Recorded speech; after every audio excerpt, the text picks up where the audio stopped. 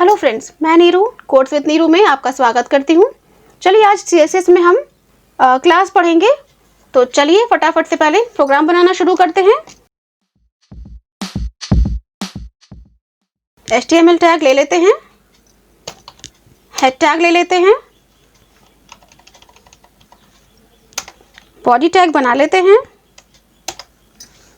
और body tag में हम पी टैग ले लेते हैं और इसमें हाइपर टेक्स्ट मार्कअप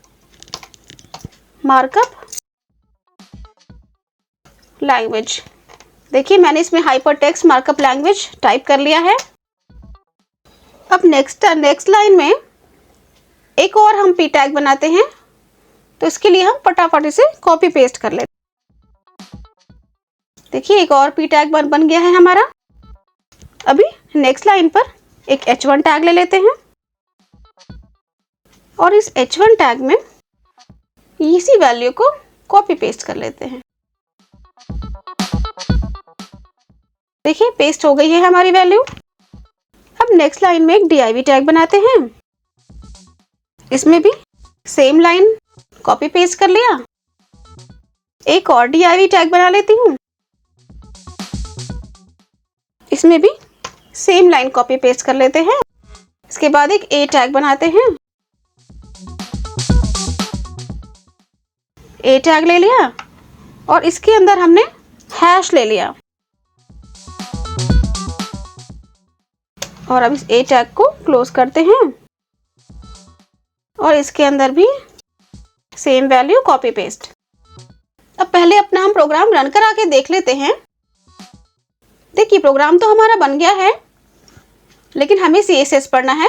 तो चलिए हम फटाफट से CSS लगाते हैं और CSS हमेशा हेड में लगता है। तो चलिए स्टाइल ले लेते हैं और स्टाइल में हमें, क्योंकि हम क्लास पढ़ रहे हैं तो क्लास को हम C से डिफाइन करते हैं। तो चलिए क्लास बनाना शुरू करते हैं। एक C1 नाम का क्लास ले लेते हैं।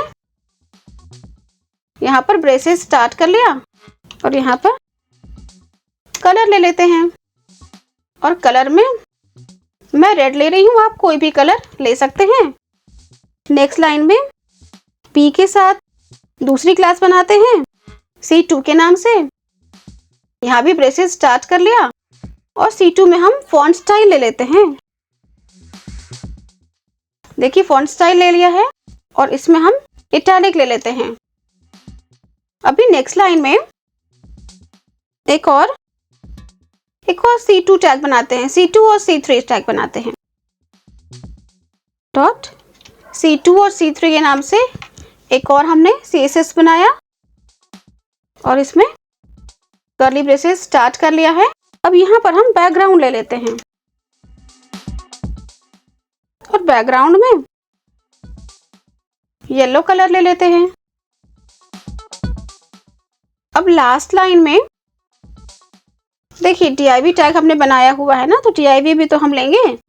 div ले लिया और यहाँ पर C2.C3.C6 देखिए यहाँ पर डिफाइन किया हुआ है हमने। div में C2, C3 और C6 डिफाइन कर लिया है। अब एक ब्रेसेस स्टार्ट करते हैं और इसमें टेक्स्ट ट्रांसफॉर्म ले लेते हैं और इसमें हम अपर केस ले लेते हैं।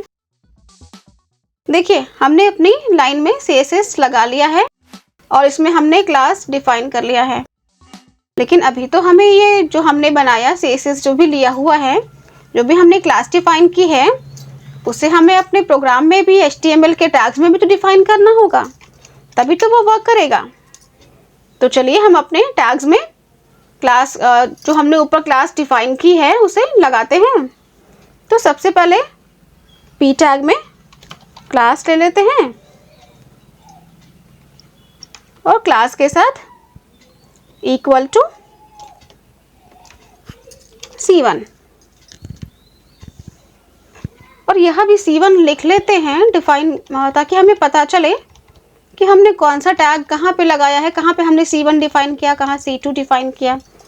हमें पता भी चलना चाहिए ना। तो देखिए यहाँ पर भी हमने C1 लगा लिया है।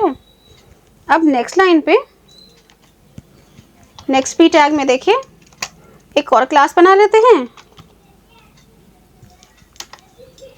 और यहाँ पर हम C2 डिफाइन कर लेते हैं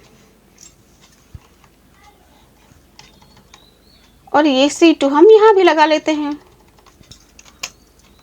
ताकि हमें पता चलेगा ना कि हमने किस लाइन में कौन सी क्लास डिफाइन की हुई है। अब H1 टैग में एक और क्लास बना लेते हैं और इस क्लास में हम C1 और C2 डिफाइन करते हैं।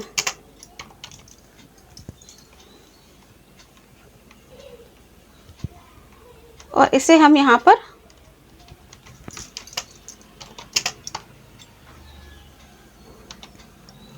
पर मेंशन कर लिया हमने। नेक्स्ट div टैग में आते हैं।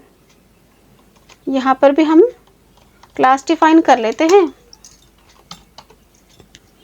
क्लास बना लिया है और यहाँ पर हम C3 और C4 ले लेते हैं।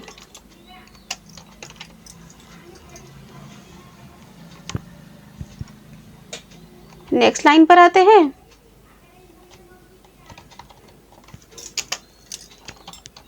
यहाँ भी क्लास बना लिया और यहाँ पर हम C2, C3, C5 और C6 डिफाइन कर लेते हैं। और ये चीज़ें यहाँ भी हमें डिफाइन करनी होंगी। देखिए ऊपर भी div में हमने इसको डिफाइन नहीं किया हुआ है, तो यहाँ पर भी C2, C3, C5, C6 इस वाले में भी हम डिफाइन कर लेते हैं। यहाँ पर हमने C3, C4 लिया हुआ है। अब हम A टैग में आते हैं। यहाँ पर भी हम क्लास डिफाइन करेंगे। देखिए क्लास ले लिया है। यहाँ पर C2, C3, C4, C5 और C6 सारे ही डिफाइन कर लिए हमने। अब ये चीज़ें यहाँ भी मेंशन कर लेते हैं कि हमने ये सारे यहाँ पे डिफाइन किए हुए हैं। C2, C3, C4, C5 और C6। देखिए हो गया ना, प्रोग्राम तो बन गया है। अब इसे रन करा के देखते हैं और समझते हैं कि ये कैसे वर्क करता है।